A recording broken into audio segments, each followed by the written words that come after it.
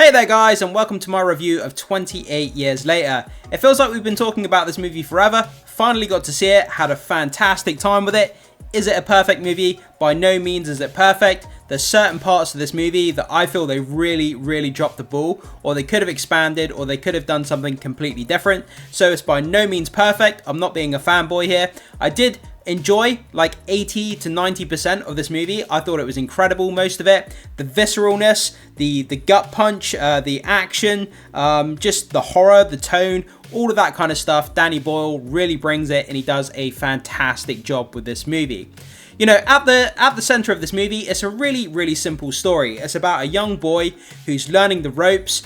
He's becoming a young man. He goes to the mainland with his father to learn the tricks of the trade, how to hunt the infected, and kind of work on his survival skills. That's kind of like the first part of the movie. When he goes to the mainland, like I say, with his father to learn the survival skills and how to hunt the infected, things go awry. They get pursued by the infected. They have to survive the night and then work their way back to Holy Island to the safety and security of their community. And then the second part of the movie, it kind of takes a turn where the young boy Spike, his mother, has a kind of a mental illness, a mysterious mental illness she's suffering from. He hears through the grapevine of one of the Holy Island civilians that there's a doctor on the mainland, Dr. KELSON, and then the young lad Spike takes his mum to the mainland to try and find the doctor to save his mother and find out what the illness is that she's suffering from. So there's that kind of two parts to the story there, but ultimately it's a heartwarming story about a young boy just trying to save his mother, with the infected trying to get in the way, and all kinds of craziness and wackiness happens. And like I say, I had a great time with it. The action was great, the tone was great, and they did some really good stuff here. So I'm going to start off with the positives here, then we'll go on to the mixed, then we're finished with the negatives. So, by the way, even though we're starting off with the positives here, this isn't going to be in any particular order. I'm kind of just reading off the notes that I have here. When I was coming back from the cinema on the bus, I was making a load of notes very quickly on my phone while the movie was still fresh in my mind. So, I'm going to start off with this. The movie is not afraid to experiment with its weirdness, and boy, does this movie get weird. Some of the biggest questions that we had going into this movie have now been answered. I'm going to get to like the sort of top 10 shocking reveals in a separate video, and I'm going to try not to spoil it here, but man, they get weird with the virus, they get weird with the mutations. You know, some of the tone towards the end of the movie, the finale is super weird. The ending in the finale, it changes the tone and the weirdness up so much. It's kind of alienating to the rest of the movie. But anyway, moving on to the next positive, the heartfeltness. So the movie is really heartfelt. It has the gut punch here of the bond between mother and son, and that's what this story revolves around at its kind of core. It's really heartfelt. It does bring a tear to your cheek. It really does. And it strikes up that kind of emotional core of the resonance of that relationship between mother and son. A lot of people out there who have that great bond with their mother, they will definitely find this heart-wrenching to some degree. Okay, moving on. Another positive here. The opening scene was absolutely horrific beyond belief. That child massacre scene, you see it in the trailers where there's children in that house, they're watching Teletubbies, and then the infected break in and all kinds of chaos ensues. And man, the way it plays out is just horrific. When there's children being like devoured, you don't actually see it on screen. I guess that's not really a spoiler. They're not going to show it. It's children. But the fact that children are kind of being devoured by the infected, man, it just brings the visceralness of the whole thing to a whole new level. And it's just, even though I've put this in the positives, it just kind of sets the tone for the movie going forward. I guess that's why it's a positive in some way. So, another thing that's a positive for this movie is the family dynamics.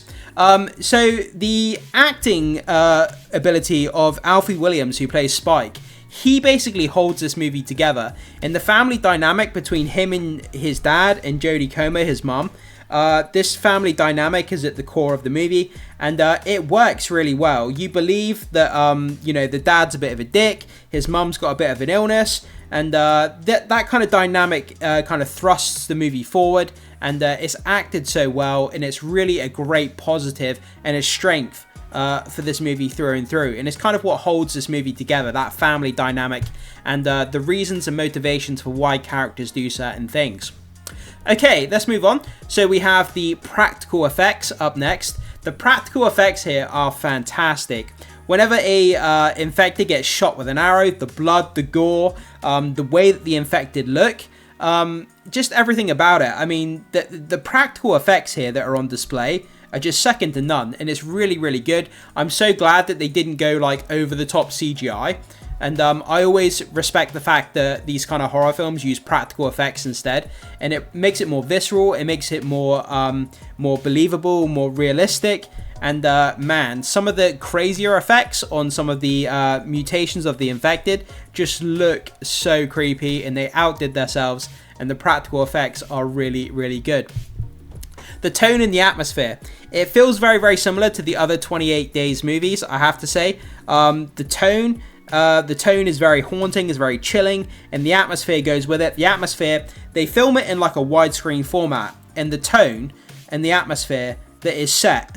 Whenever you're on the mainland with these characters, you never know what's going to happen. You don't know if there's infected just around the corner, behind a tree, over a hill, and you're constantly scanning the horizon with your eyes, not knowing where the infected are, and that's just the atmosphere and the tension that is built here. Whenever you walk into a building, whenever you go around a corner, over a hill, behind a tree, you just don't know if the infected are going to pop out, and that's the atmosphere, the world building, the tension, the tone, and they do a great job with that. Okay, moving on to this, the gore and the brutality. I mean, the brutality here of, especially the Alpha infected. I'm not going to give anything away because this is spoiler free, this review. But the brutality of the Alpha is just wow. I mean, he wrecks shop, and they absolutely show it. They do close-ups of the camera, and just the way that he wrecks fools is just crazy beyond belief. I mean, again, it's completely what we see in tone with the other 28 Days movies. The gore and the brutality when it comes to the infected, the way that they just consume people, and the way that they just overrun stuff. And yeah, nothing's held back. There's blood, there's gore, all kinds of body parts and dismemberment and stuff, and exactly what you expect from this franchise. So the gore and brutality is absolutely on point here. Okay, continuing on our positive lists here. Up next, I have listed Arrow Time. It's what I'm calling Arrow Time.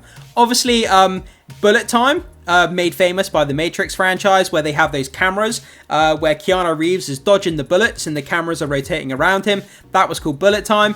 But in this movie, they're using bow and arrows, and I'm calling it Arrow Time. All of those images were released a few weeks back before the movie came out, showing that rig with all the iPhone cameras on it, kind of around in a semicircle around one of the infected. So in the first half of the movie, when they're shooting the infected, the cameras are like pausing and rotating, kind of like in a semicircle around the infected, doing like a slow-mo Arrow Time effect. And it looks trippy, it looks weird to start off with, it's kind of a bit jarring, but once you get used to it, it's a really cool creative decision, and it looks really, really cool. And like I said, I'm calling it Arrow Time, because there's no bullets here. So moving on, the beautiful cinematography. The landscapes, the wide shot of the landscapes, the silhouetted infected against the backdrop. They're standing on a hill, the sunset behind them, silhouetting them from behind. Just seeing these ominous figures on the hilltop.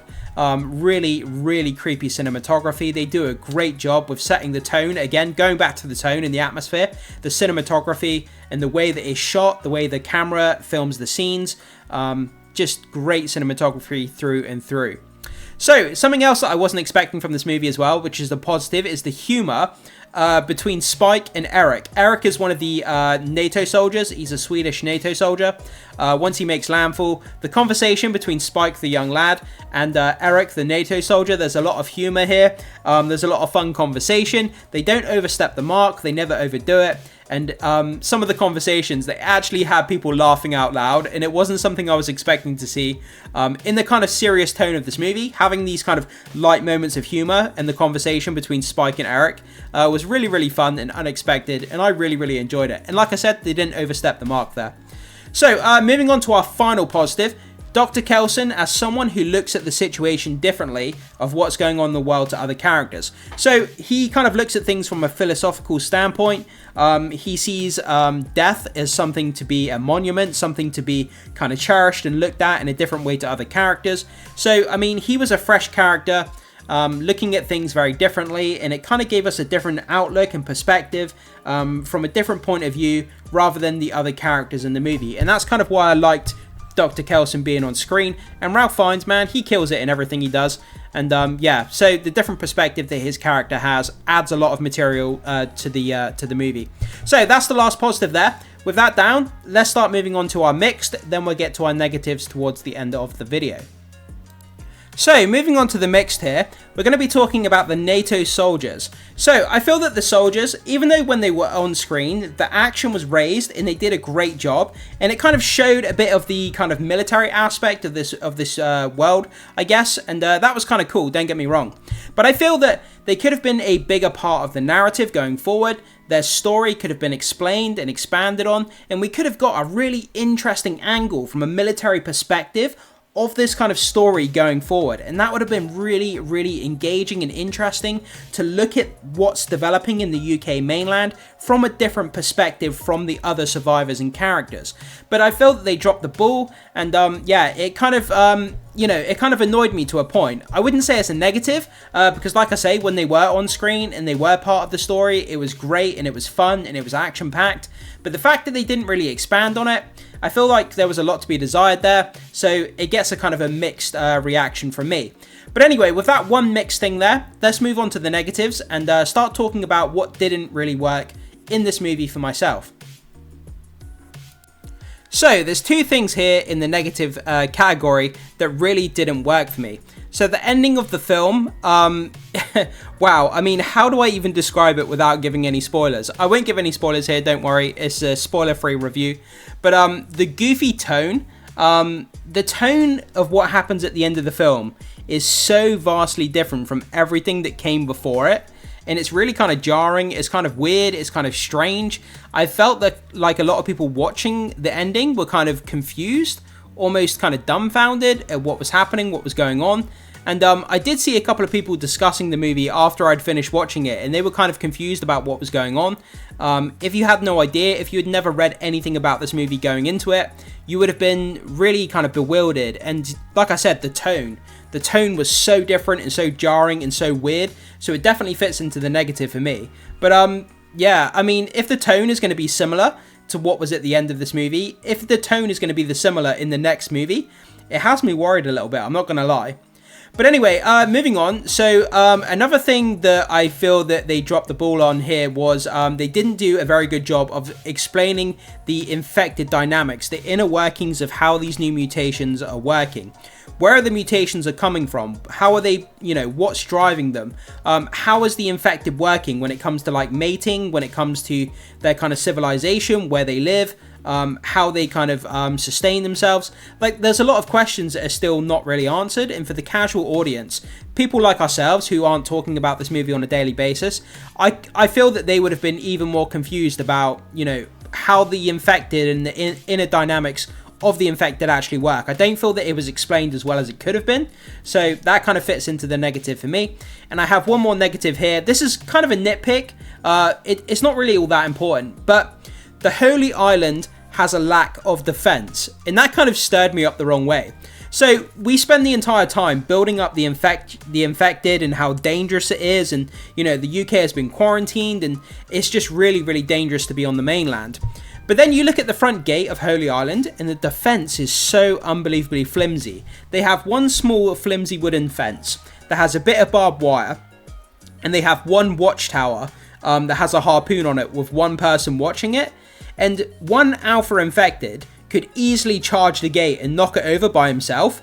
So if you had like 20, 30, 40, maybe a group of 50 infected, they could easily overrun the front gate and storm into the village easily. And it kind of breaks the immersion and the believability. We've been building up this infected as a really dangerous thing, yet the defenses are really flimsy and bad. And that falls into the negative, and just something that I picked up on. Maybe you guys feel a bit different, but yeah, definitely the lack of defense, I was just like, really? The infection is this deadly, but yet you have virtually no defenses defending your village. It's kind of a bit of a negative for me, but it doesn't impact the story all that much, but it's something that kind of really kind of flabbergasted me to some point. But there we go, guys. So that's my kind of rundown of what the film is about, the positives, the mixed, and some of the negatives that I had with the movie. I would love to hear what you guys think. I tried my best with this review. There's so much to talk about. I'm going to be doing subsequent videos talking about the most shocking reveals of this movie, going more deep into the things, the theories that we had, whether they were answered, and some of just the really shocking spoilers, reveals, and the deep dives into things that we really want to get into. But that's my spoiler-free review. I hope you guys enjoyed it. Jump down into the comment section. Let me know what you thought about the movie if you've had a chance to see it. Please don't put any spoilers, guys. I would appreciate you not spoiling the movie, as I'm sure there's a lot of people that still haven't seen it. But let me know what you thought of it. Yeah, jump down in the comment section and we can have a great discussion about what happened within the movie, without spoilers, obviously. But thanks so much for being here, guys. Make sure you hit the like button before you leave. Consider becoming a subscriber if you haven't done so far. And hit that notification bell to stay up to date with more 28 years later and movie news going on the channel. And with that down, I will see you in the next video.